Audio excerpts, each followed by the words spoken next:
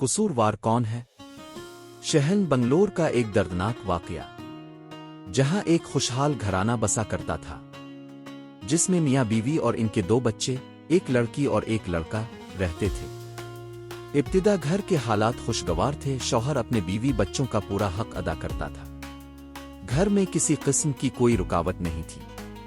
روزانہ شوہر کام پر نکل جاتا اور شام تک گھر والوں کے لیے ڈھیر ساری چیزیں لے آتا، وقتاً فوقتاً گھر والوں کو گھمانے بھی لے جاتا۔ پھر اچانک تقدیر کے فیصلے سے شوہر کا انتقال ہو گیا۔ بچے بہت چھوٹے تھے، اب ان کی ماں نے پرورش کا ذمہ اٹھایا۔ روزانہ صبح و شام گھر گھر جا کر برتن مانجتی اور انہیں پیسوں سے گزارا کرتی، لیکن ان پیسوں سے اب بڑے گھر کا کرایہ، بچوں کے مہنگے اسکول کی فیس ادا نہیں ہو پاتی۔ پھر کیا تھا، مجبوراً اسے گھر چھوڑ کر ایک جھونپڑی کو آشیانہ بنانا پڑتا۔ اب بچے اسکول نہیں جاتے، وہ بھی اپنی ماں کے ہمراہ ذلت سہنے نکل جاتے۔ اس دوران اس عورت نے اپنے سارے رشتہ داروں سے مدد کی بھیک مانگی، مگر ان میں سے بعض جو مالدار تھے یوں کہنے لگے، ہم اپنی زکوٰۃ مدرسے میں دے چکے، ابھی ہم مدد نہیں کر سکتے۔ کسی نے سوائے ترشروئی کے کوئی امداد نہ کی۔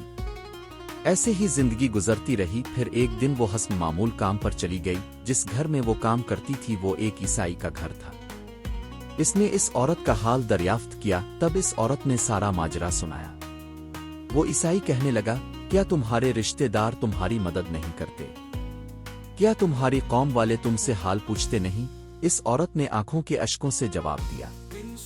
اس عیسائی نے اپنے بڑے گھر میں نوکروں کے کمرے میں انہیں ٹھہرایا اور کہا، اب فکر کی کوئی بات نہیں، میں تمہارا اور تمہارے بچوں کا سارا خرچ برداشت کروں گا، میں تمہیں اپنے مذہب میں آنے پر مجبور بھی نہیں کروں گا۔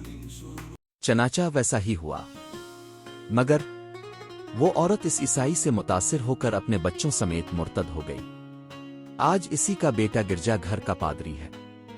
اب اس عورت کے پاس کوئی مسلمان سمجھانے کے لیے جاتا ہے تو وہ آگ بگولا ہو جاتی ہے، گویا ساری مسلمان قوم ہی اس کے قصوروار ہو۔